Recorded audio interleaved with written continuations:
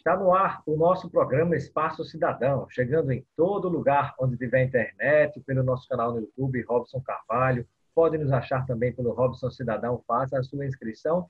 E ainda chegando aos estados do Rio Grande do Norte, Alagoas e Maranhão, através da Band. No programa de hoje, vamos conversar com o coordenador geral, como o presidente da Federação Única dos Petroleiros, que já está aqui conosco, David Bacelar. Seja bem-vindo ao nosso Espaço Cidadão, David. Bem, Robson, eu que agradeço pela oportunidade. A FUP sempre parabeniza e louva iniciativas como essa de difusão das informações, principalmente agora através dos meios alternativos de comunicação, como a internet, e chegando principalmente, como você bem colocou aí, através do teu canal, os nossos estados do Nordeste e outros que estão sendo bem prejudicados com a saída, né, da Petrobras desses estados. Pois é, David, eu gostaria que você pudesse historiar um pouquinho a situação do que tem acontecido, de fato, de desmonte até agora da Petrobras, dos seus pedaços, né, com o objetivo de vender, passando para a iniciativa privada, que nem é, inclusive, brasileira, na verdade, é do exterior, né? Uma área tão importante que a gente precisa ter autonomia, que é a área de energia, que é estratégico, o setor estratégico para qualquer país que queira se desenvolver. Então, eu peço que você faça algumas considerações iniciais em relação a esse momento que a gente vive com a Petrobras no Brasil. Robson, lamentavelmente, desde 2016, após o impeachment da presidenta Dilma Rousseff, nós temos uma mudança no planejamento estratégico da Petrobras e no seu plano de negócios e gestão.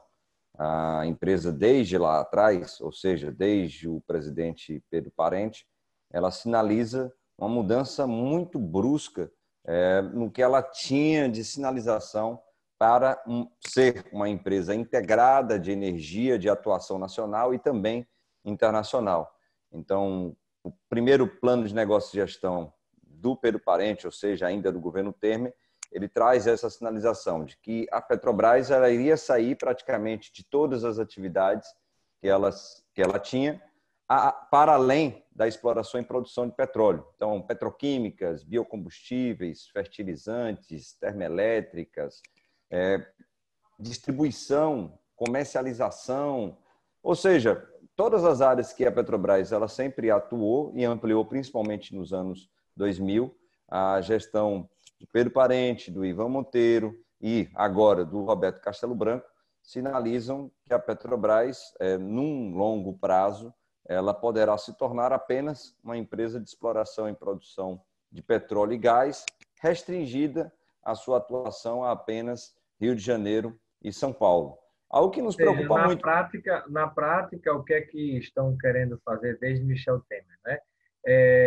Jogar a Petrobras apenas na área de maior risco, né? O Estado brasileiro apenas na área de maior risco, que é a exploração, e na hora que descobrir, venha para cá os outros, né? Para explorar aquilo que, com a fortuna, com as reservas do país, a gente aprofundou com pesquisas, usando toda a estrutura que o país dispunha através da própria Petrobras, e depois que se descobre, né, infelizmente se repassa para esses setores estrangeiros, né? Com detalhe de que mesmo não se imagina desenvolver em termos de raciocínio com relação à parte de lucros, né? Socializar os prejuízos, né? Perfeito. Perfeito. Lembrando que desde quando ela foi criada em 53 por Getúlio Vargas, a partir daquela grande campanha O Petróleo é Nosso, a empresa ela foi constituída com esse papel do desenvolvimento industrial, econômico e regional. Lembrando que a Petrobras ela nasce na Bahia e depois se difunde em todo o Nordeste, fazendo com que todo o conhecimento que ela desenvolveu ao longo dos anos, iniciasse justamente na produção de petróleo e gás em terra, em mar, que fez com que ela chegasse ao Rio de Janeiro, na Bacia de Campos, e agora no pré-sal brasileiro. E como você bem colocou, Robson, infelizmente, é uma transferência de todo esse capital intelectual, de toda essa tecnologia, de todo esse conhecimento que foi desenvolvido ao longo de décadas para o capital internacional. Mas não somente isso, a sua fala é pertinente porque também os lucros que hoje ficam no Brasil, tendo como acionista majoritário e controlador a União, o governo federal, eles estão sendo passados para outros países. Lembrando que a Petrobras ela vem adquirindo lucros líquidos recordes ao longo, principalmente dos anos 2000. Até 2002, a Petrobras ela tinha, em média, um lucro líquido de 5 bilhões de reais. De 2003 a 2014, ela chega a uma média de 15 bilhões de reais de lucro líquido, significando investimentos que voltam a ser feitos pela própria Petrobras nas regiões onde ela atua e também aquilo que o governo recebe de lucro líquido como acionista majoritário, ou seja, de dividendos, ele acaba utilizando em infraestrutura, educação, saúde, que beneficia uma grande parcela da população brasileira. Privatizando como eles querem, como sinaliza o Roberto Castelo Branco, que é o sonho dele, vender a Petrobras, esses lucros que ficavam para o Brasil, ou que ainda ficam para o Brasil, poderão ser destinados para outros países.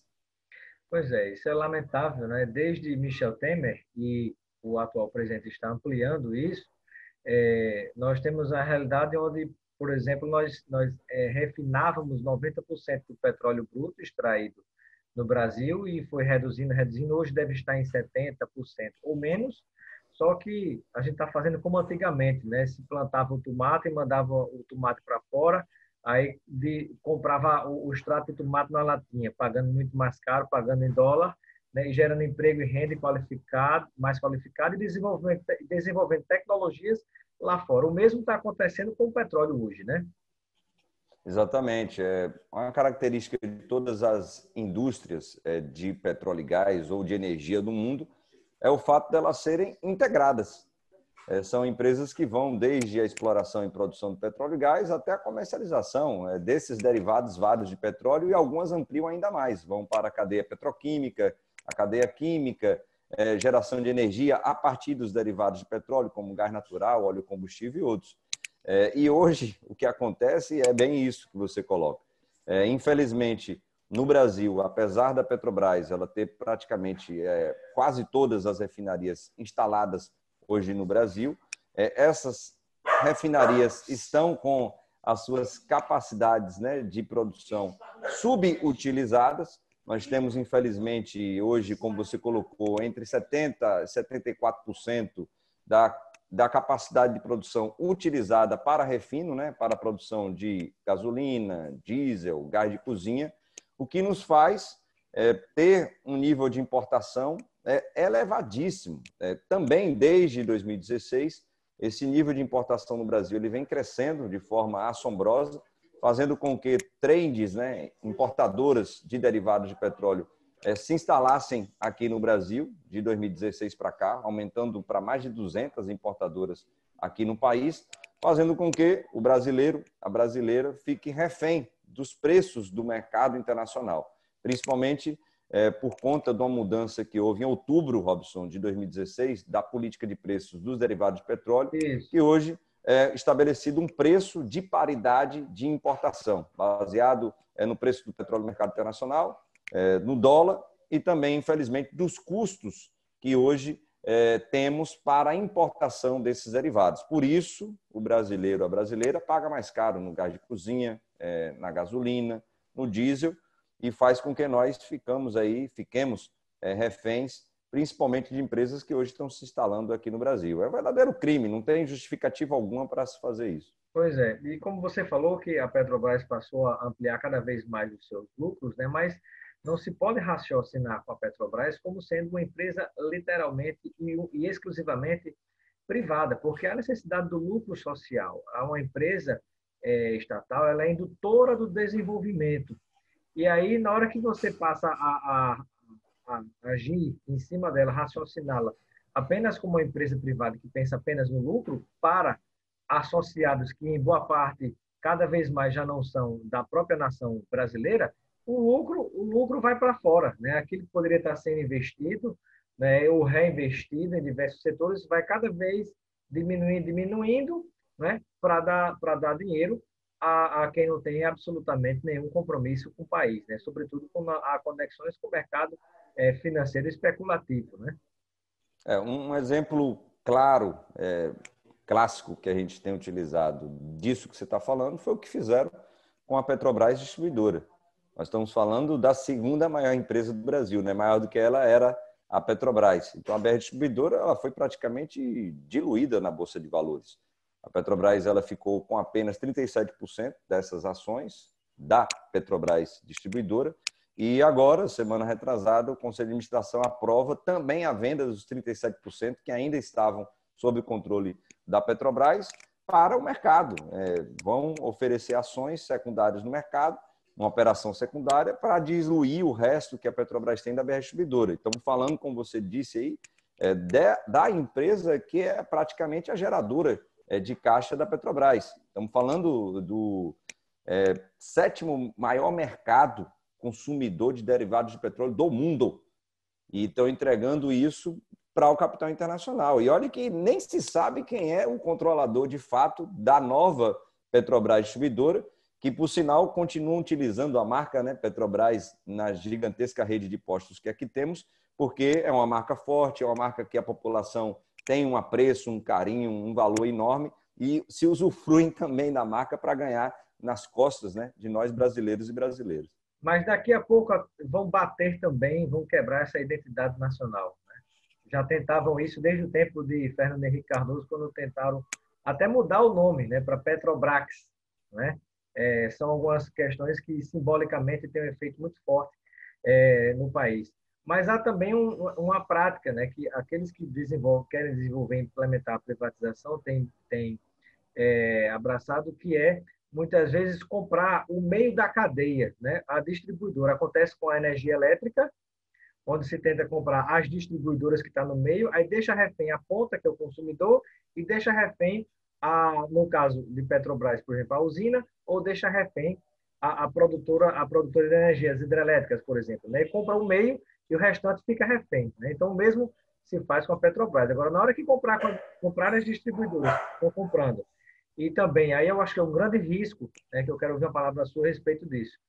Comprando a distribuidora, ficam numa ponta refém o posto de gasolina e na outra ponta a própria refinaria, né? Podendo autorizar, que estão tentando fazer com que as distribuidoras passem a comprar cada vez mais postos de combustível.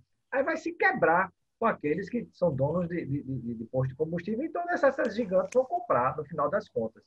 É esse o raciocínio? Infelizmente, sim. O que vão promover aqui no Brasil é algo preocupante. Eu tenho visto manifestações, por exemplo, do senador Jean Paul Prats, e que mostram explicitamente o que é que eles querem fazer. E olha que não são palavras nossas, né? Eu digo da FUP, apenas do INEP, que é o Instituto de Pesquisa que foi criado pela FUP, não são palavras apenas do senador que é presidente da Frente Parlamentar Mista em Defesa da Petrobras, mas são palavras da PUC do Rio de Janeiro, a Pontifícia Universidade Católica, que fez uma pesquisa sobre isso. E isso tem trazido alertas também para esses setores, Robson, do mercado. Temos discutido com os grandes sindicatos patronais, né, de distribuidoras, ou melhor, de revendedores de combustíveis derivados de petróleo aqui no Brasil, e eles também estão preocupados, porque a proporção que essa cadeia ela for desintegrada, fatiada, despedaçada, nós teremos aí, caso as refinarias, por exemplo, sejam vendidas, e aqui estamos falando de 8 refinarias no Brasil, nós teremos aí monopólios regionais privados constituídos em diversas regiões. Por exemplo, no Amazonas, uma região remota, né, distante, onde tem um mercado cativo ali. Então, se a REMAN, junto com os terminais marítimos e terrestres que ela tem, for vendida para uma empresa internacional, a população, as redes de postos, todas elas, as grandes distribuidoras que ali estão instaladas, ficarão reféns desse monopólio privado, que poderão, sem dúvida alguma... Cadê a livre concorrência, né? Porque um dos grandes argumentos quando se tenta privatizar é que a livre concorrência vai baixar os preços. Né? A conversa fiada que não aconteceu com a energia elétrica, as que foram privatizadas. Eu pergunto hoje, se a gente pensar Rio Grande do Norte, Bahia, né? Quem é o concorrente da Coelba? Quem é o concorrente da Cosern, por exemplo, do Grupo Iberdrola? Né? Passa duas linhas de energia para você escolher quem vai prestar o melhor serviço, quem vai cobrar mais barato na sua porta. Isso não existe. Né? Então, a mesma coisa vai terminar acontecendo, né? A tendência é essa com o combustível também. A mesma conversa fiada, né? Com combustível, com energia elétrica, com privatização de água. Né? Quem é concorrente da Sabesp em São Paulo, por exemplo? Né? A companhia de água do lá. Então, essa conversa fiada parece que, infelizmente, ainda consegue enganar muita gente.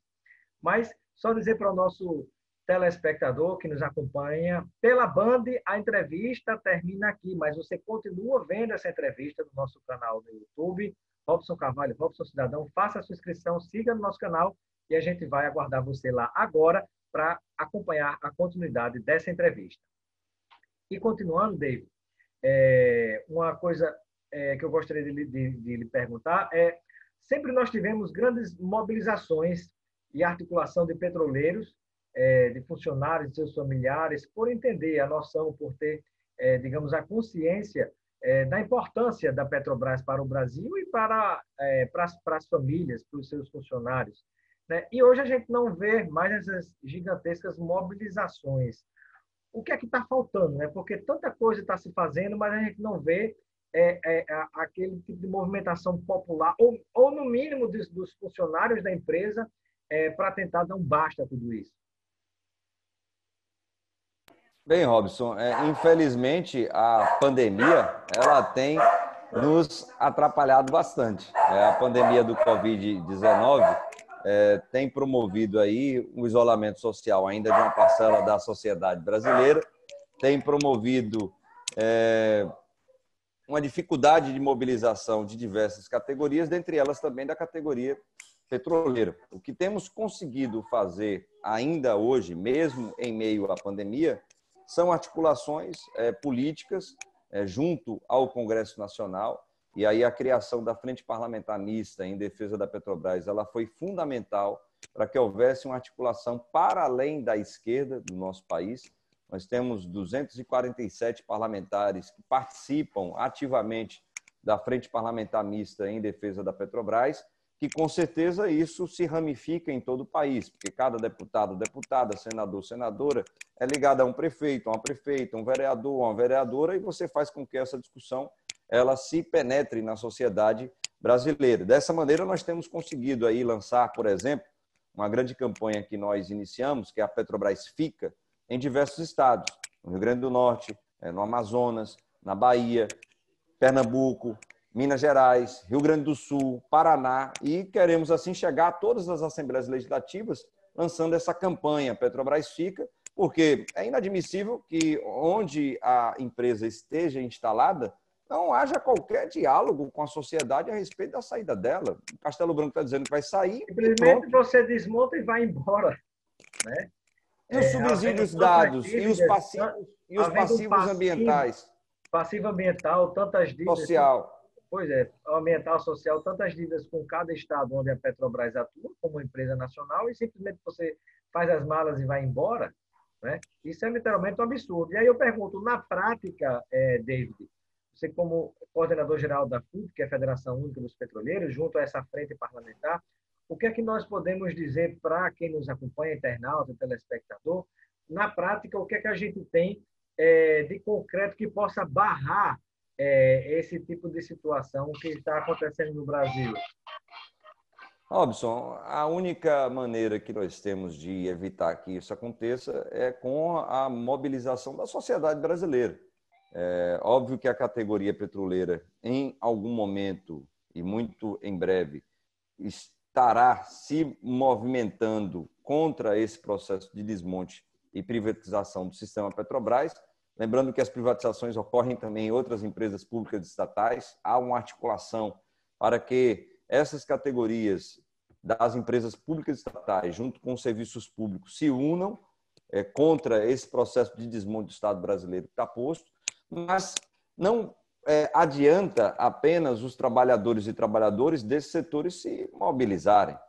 Nós precisamos, mais uma vez, que a sociedade brasileira, assim como em 1953, a grande campanha O Petróleo é Nosso, que fez com que o Getúlio Vargas enfrentasse os interesses supranacionais, as grandes aves de rapina, que nunca quiseram que a Petrobras fosse criada, precisamos que nesse ano de 2020, no ano de 2021, a sociedade ela se una nessa grande campanha Petrobras Fica, porque a sociedade sabe muito bem da grande capacidade que a Petrobras sempre teve de geração de emprego, renda, de recursos que são vultuosos e que chegam à população brasileira David, de diversas formas e que não pode ser acabado. David, você realmente acredita nisso? Você acredita que hoje a população brasileira, em sua maioria, tem consciência da importância da Petrobras ou não? Porque a pessoa, você vê grupos fazendo barulho, dizendo tem que privatizar, tem que vender, né, comprando esse discurso. Né? Outros realmente vivem um momento de alienação, não entendem a consciência e a importância, enxerga a Petrobras como um antro de corrupção, não é? Se tem corrupção, em vez de tentar, é como um boi com carrapato, em vez de matar o carrapato do boi, não, estão vendendo boi, né? Mas muita gente tem essa consciência de que simplesmente tem que vender e não sabe a importância que tem para o país. Diante desse contexto, você ainda acredita que haverá um abraço da população em relação à Petrobras? Sim, Robson. Apesar do grande desgaste que a imagem da Petrobras teve ao longo de 5 anos, praticamente, estamos falando desde 2014, 6 anos agora, né? Até agora, quem não se lembra daquele tubulão velho, enferrujado, jorrando dinheiro de manhã, de tarde, de noite? Óbvio que aquilo tinha um objetivo, né? Era atingir o imaginário da população para que essa imagem da empresa quebrada, corrupta, falida, ela ficasse e prevalecesse no imaginário da população brasileira. Mas, justificaria sua venda, felizmente, sua entrega, apesar né? disso, exato, já que é falida, quebrada, corrupta, vende. Mas, apesar disso, as pesquisas que foram feitas ultimamente, a última que temos do Datafolha e da revista Fórum, demonstram que a maioria da população, ou seja, 65% da população brasileira, é contra a venda, a privatização da Petrobras. Então, subsidiado nessa pesquisa, Robson, nós entendemos que é possível, sim, a partir dessa ramificação e penetração, principalmente dos parlamentares, movimentos sociais, sociedade civil organizada, fazer com que a sociedade brasileira, mais uma vez, se mobilize contra a destruição dessa que é a maior empresa do nosso país. Muito bem. David, alguma informação importante que a gente não conversou aqui sobre Petrobras, sobre os últimos acontecimentos de desmonte, né? Vendeu-se as subsidiárias de gás, a empresa fenomenal, fantástica da Petrobras, que dá lucro, porque muita gente pensa que petróleo, né, é só gasolina, diesel. Não, existe um complexo de uma indústria petroquímica com tantas coisas que no mundo inteiro gera emprego, renda, desenvolvimento de tecnologia. E eu pergunto, considerando os últimos acontecimentos, sobretudo desse governo de Bolsonaro para cá, há algo importante que a gente não falou, que merece ser considerado, que merece a gente levar para a população tentar se conscientizar sobre a importância de defender essa empresa? Robson, eu vi 2 declarações últimas, uma do Lula e outra do Ciro, sobre o que está acontecendo com a Petrobras, né? E diversos ativos que a empresa hoje tem, e você Ciro, citou um deles, essa gigantesca malha de gasodutos. David, me interrompendo, Sim. Ciro Gomes, inclusive, não sei se Lula disse a mesma coisa, mas Ciro Gomes disse, inclusive, que se for eleito presidente, ele vai reaver, inclusive, a Petrobras e desfazer esses negócios que são verdadeiros crimes de lesa-pátria, né? Mas pode continuar com o seu raciocínio. Perfeito. Os dois, felizmente, estão colocando isso, da necessidade de um referendo revogatório com relação às arbitrariedades que foram cometidas por esse governo que está aqui de plantão, infelizmente. Então, ambos colocaram que diversos ativos do sistema Petrobras, como essa grande malha de gasodutos que você citou, que foi construída com recursos da Petrobras, investimentos vultuosos que foram feitos. E, infelizmente, hoje, a Petrobras ela paga para usar os gasodutos que ela construiu para transportar gás por todo o Brasil. Eu lembro de uma fala do Ciro. É como que você tem um boi, aí você vende o boi e depois, para o novo dono daquele boi, você vai comprar o queijo, o leite, né? Vai comprar a carne de volta daquilo que era aquilo que lhe pertencia, né? Um absurdo. Exatamente, Inclusive, exatamente. entregando os postos que pertencem à Petrobras Distribuidora, não calcularam nem o valor dos terrenos, o valor imobiliário dos lugares estratégicos onde estão os postos de gasolina. Isso é um crime. Exatamente. Não calcularam isso, não calcularam o valor da marca Petrobras Distribuidora, não calcularam os valores da Lubrax, da BR Mania, que são as lojas de conveniências que a Petrobras tem nos seus postos. Ou seja, é o que você colocou, é como se a gente tivesse uma pequena propriedade que foi adquirida com o suor, né, nosso, e a gente vendesse essa propriedade para uma outra pessoa e depois viesse alugar a propriedade para a gente poder ali plantar e colher o que a gente tivesse produzindo. É um absurdo. De fato, como tem colocado até mesmo o Requião também, é um verdadeiro crime à lesa pátria que esse governo hoje está fazendo e esperamos que o povo brasileiro entenda que o processo eleitoral de 2020 ele reflete também as eleições de 2022. Então é importante escolher pessoas, tanto para o parlamento quanto para o poder executivo, que entendam, né, pelo menos, que o desenvolvimento nacional ele precisa ser promovido também a partir das empresas públicas estatais e que a soberania nacional ela precisa ser defendida e não destruída, como está sendo, infelizmente, por esse governo. Perfeito. Quero agradecer a participação do coordenador-geral da FUP, Federação Única dos Petroleiros, David Bacelar. Seja sempre bem-vindo ao nosso Espaço Cidadão. Eu deixo um momento para as suas considerações finais. David. Robson, mais uma vez agradecer pela oportunidade de estar aqui contigo. A cidadania ela precisa ser promovida e discutida, né, junto à sociedade brasileira, para que nós tenhamos, né, o estado onde a pessoa que está nos acompanhando agora seja melhor, um Nordeste melhor, um Brasil e um mundo melhor. E a FUP lhe agradece por essa oportunidade de estar aqui, chegando a mais pessoas, para que cada um e cada uma que aqui está possa também nos ajudar a difundir essas informações no seu núcleo familiar, de amigos e amigas, ou seja, onde você estiver presente. Muito obrigado, Robson, pela oportunidade e parabéns pelo canal que ajuda a levar informações de qualidade para as pessoas. Obrigado, David.